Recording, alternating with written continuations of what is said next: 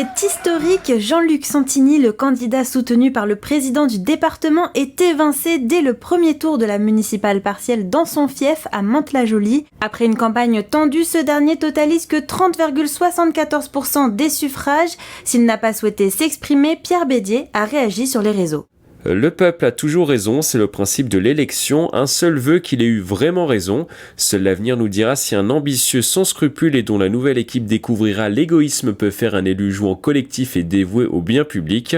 Et si toutes les promesses individuelles et générales seront tenues, la suite au prochain épisode.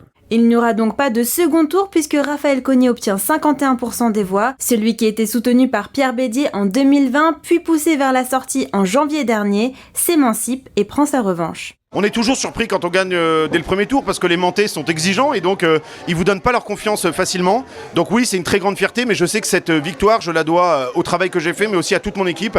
Donc je veux vraiment remercier tous les habitants de Mantes-la-Jolie pour leur confiance. Pour ce premier tour, le taux de participation s'est élevé à 42,49%, c'est plus qu'en 2020, où seulement 27,54% des électeurs s'étaient déplacés aux urnes pour la municipale.